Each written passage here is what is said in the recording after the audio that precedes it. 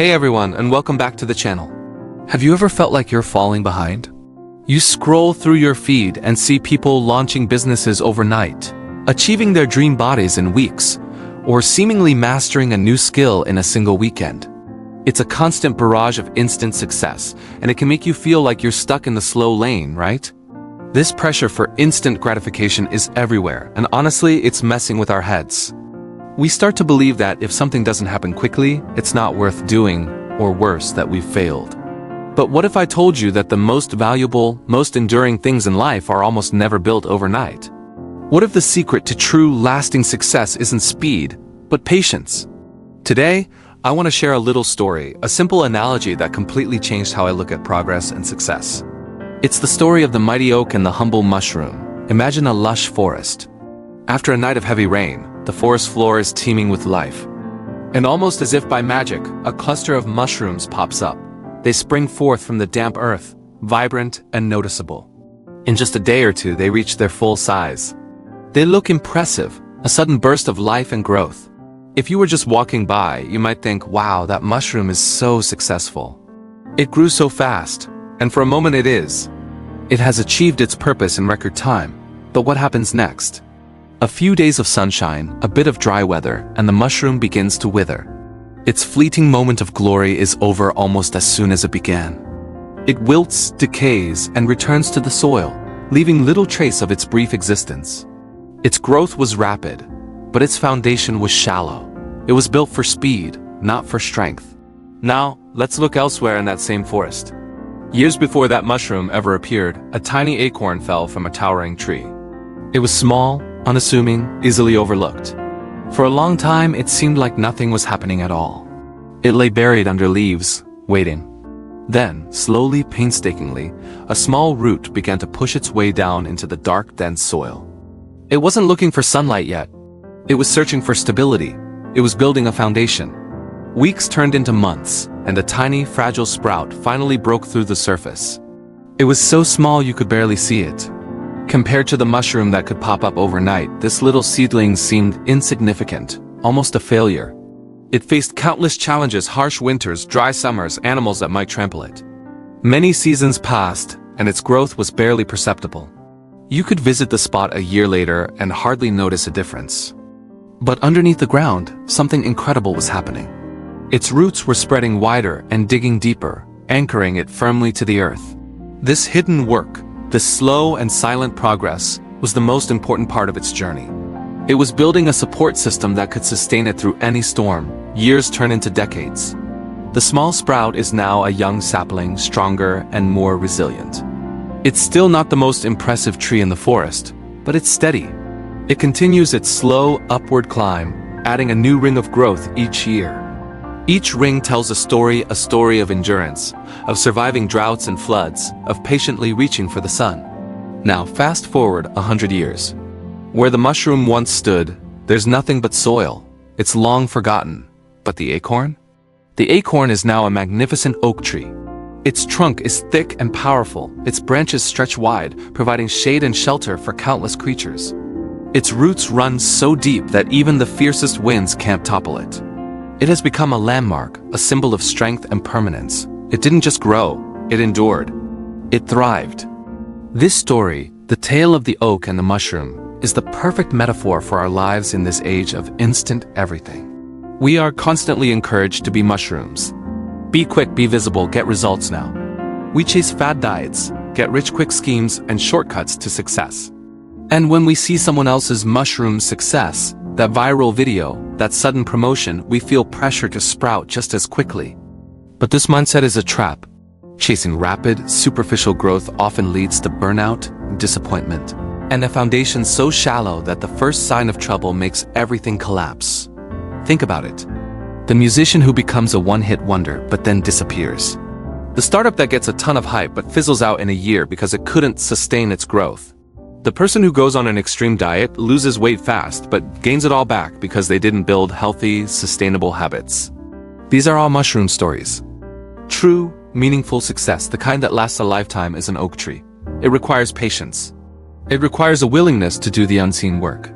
It's about building a deep foundation of knowledge, skills, and character when no one is watching.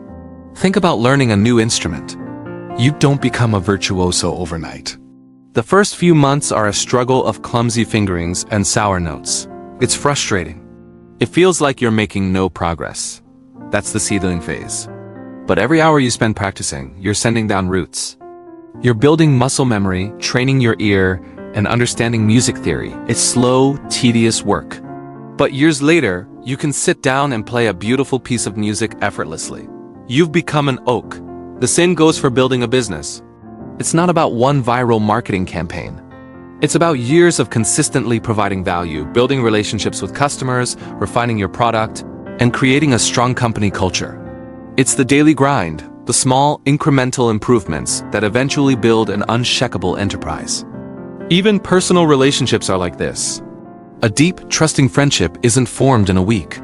It's built over years of shared experiences, of being there for each other through good times and bad, of countless conversations and acts of kindness. It's a slow-growing oak, not a fleeting mushroom. So how do we cultivate this oak tree mindset in a world that screams for mushrooms? First, we need to redefine success. Success isn't just the visible outcome. It's the process. Celebrate the small, consistent efforts. Celebrate showing up to practice your instrument even when you don't feel like it. Celebrate reading one chapter of a book that expands your mind. Celebrate the day you chose a healthy meal over a convenient one. These are the moments you're laying down your roots. Second, stop the constant comparison. When you see someone else's highlight reel, remember you're likely seeing their mushroom moment or the fully grown oak, but you're not seeing the decades of silent, underground work that went into it. Your journey is your own. The only person you should be competing with is the person you were yesterday. Are you a little bit stronger, a little bit wiser, a little bit more skilled than you were before? That's all that matters. Third, embrace the beauty of the process. Find joy in the learning, in the struggle, in the gradual improvement. The journey of becoming an oak is long, but it's also rich and rewarding. Each challenge you overcome makes your roots grow deeper and your trunk stronger. Don't just fixate on the destination of becoming a giant tree. Enjoy the feeling of the sun on your leaves as a sapling. And finally, trust the process. Have faith that your consistent, patient efforts are compounding, even when you can't see the results immediately. The most powerful forces in nature are often the slowest and most persistent. The river that carves a canyon, the glacier that shapes a valley, and the oak tree that grows from a tiny acorn. We live in an exciting time, a time of incredible opportunity and speed. But let's not lose sight of the timeless wisdom of nature. It's okay to grow slowly. In fact, it's more than okay. It's the path to building something truly strong, resilient, and meaningful. Don't be discouraged if you're not an overnight success. Be proud that you're not a mushroom. Be proud that you are choosing to be an oak. Keep watering your roots. Keep reaching for the sun, and trust that in time, you will grow into something magnificent and enduring. This frantic compulsion for immediate results is a recipe for disappointment. Because when we inevitably fail to become a new person in a week, we don't blame the method. We blame ourselves. We say, I'm not strong enough. We say, I don't have what it takes. We give up. We return to the old ways, feeling defeated, convinced that transformation is for other people, for the lucky ones, but not for us. But this is a lie. The truth is, you do have what it takes. You simply haven't given yourself permission to take the time you need. The friction we feel, that grinding discomfort between our modern lives and our inner growth, comes from a collision of two different worlds. The world of technology is a world of transactions. You pay, you get. You click, it downloads. You swipe, it moves. It is clean, fast, and logical. But the human soul is not a machine. It is a living thing. It is a garden, and you cannot transact with a garden. You cannot place an order for a tomato and have it appear on the vine in 5 minutes. You have to prepare the soil. You have to plant the seed. You have to water it, weed it, and protect it from pests, and then you have to wait. The garden operates on biological time, not digital time. All true metamorphosis is biological. It is cellular. Think about a caterpillar transforming into a butterfly. It is one of the most dramatic changes in the natural world. But what happens inside that chrysalis? It is not a quick change. The caterpillar essentially dissolves. Its old body breaks down into a kind of cellular soup. And then slowly, painstakingly, the cells of the butterfly begin to form. Imaginal discs, they are called clusters of cells that carry the blueprint of the future creature. They grow and connect, piece by tiny piece. The process is hidden from view. It is quiet, it is unhurried, and it takes time. If you were to open that chrysalis halfway through, you wouldn't find a half caterpillar, half butterfly. You would find chaos, a formless goo. The process must be completed. It must be given the time it needs. Our psychological shifts are the same. When we decide to change, to become more patient, for example, we are not simply installing a new program. We are dissolving old neural pathways and growing new ones. Every time we feel anger rising in a traffic jam, and we choose to take a deep breath instead of honking the horn, we are building a tiny piece of the butterfly. Every time we feel the urge to interrupt, and we choose to listen instead, we are strengthening a new imaginal disc of kindness. These moments are small, they are cellular. They are invisible to the outside world, but over time, they connect. They grow, they form a new structure. The problem is, these small moments are deeply unsatisfying to the part of us that craves instant results. We want the big, dramatic breakthrough. We want the moment of tears and catharsis where we are forever changed. And yes, those moments can happen, but they are almost always the result of thousands of tiny, quiet choices that came before. The sculptor doesn't create a statue in one mighty swing of the hammer. The sculptor starts with a block of stone, a rough shape. Then, with a chisel, they make 1,000 small taps. Tap, tap. Each tap removes a tiny flake of stone. It looks like nothing is happening. For a long time, it still looks like a block of stone. But the sculptor trusts the process. The sculptor knows that the form is inside there, waiting to be revealed, flake by flake, tap by patient tap.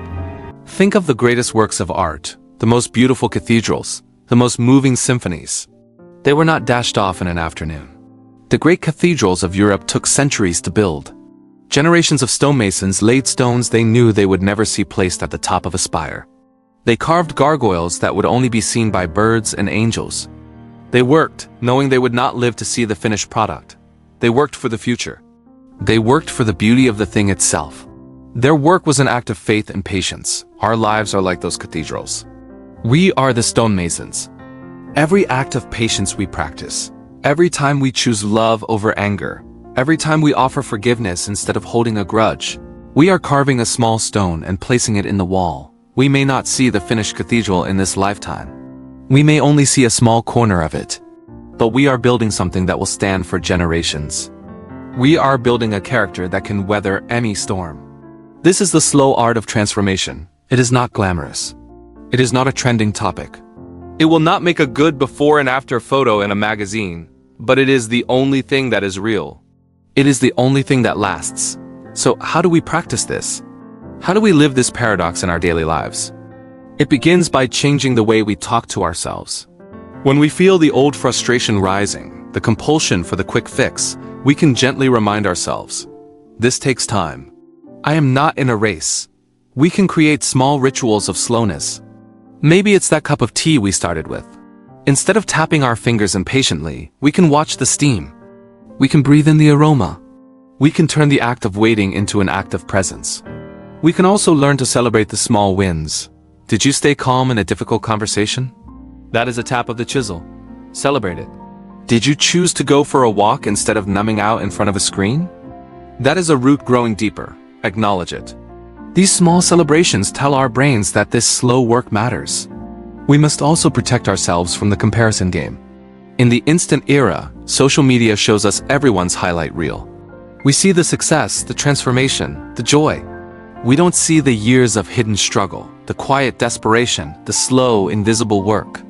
When we compare our messy, slow behind-the-scenes reality to someone else's polished, finished product, we feel inadequate. We feel like we are falling behind. We must remember that we are only seeing the bamboo in the 5th year. We are not seeing the 4 years of root building. We must stay in our own garden and tend our own soil. There is a beautiful word in the Japanese language, shibui. It describes a kind of quiet, understated beauty that comes with age and patina.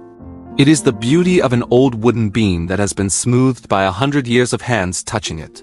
It is the beauty of a worn stone path. It is the opposite of shiny and new. It is the beauty of depth, of history, of slow time. This is the kind of beauty we are cultivating in ourselves. We are not aiming for a shiny plastic perfection. We are aiming for a weathered, wise, and deeply rooted beauty. The kind of person who has been through storms and has grown stronger, not bitter. The kind of person whose patience is not a passive waiting, but an active, powerful force. This person is not pushed around by the winds of circumstance. They are anchored. They are steady. They are like the mountain. The mountain does not rush to be tall. It simply is. It endures the rain and the sun, the snow and the wind. It does not try to become something else. It allows the elements to shape it over millennia, slowly, patiently, into something magnificent. The mountain's patience is not a weakness. It is its greatest strength. It is the source of its majesty. And so it is with us. As we learn to master the slow art of transformation, we become like the mountain. We become unshakable. We stop being tossed about by every new idea, every quick fix, every digital distraction. We find a deep, quiet center. We learn that the wait is not an empty space to be filled with frustration. The wait is the workshop where we are forged. The patience paradox teaches us that by letting go of the need for speed, we actually arrive at our destination faster. Because the only way to truly arrive, to become the person we long to be, is to take the time to build the roots, to carve the stone, to let the cells form in the quiet dark. So, the next time you find yourself tapping your fingers, waiting for the kettle to boil or for your life to change, stop. Take a breath. Look at the steam. And remember the forest. Remember the bamboo. Remember the mountain. You are not in a hurry. You are growing. You are becoming. And in the quiet, unhurried endurance of your own becoming, you are participating in the most ancient, most beautiful, and most powerful process in the universe. You are mastering the slow art of transformation in an instant era. And that, my friend, is a victory worth waiting for.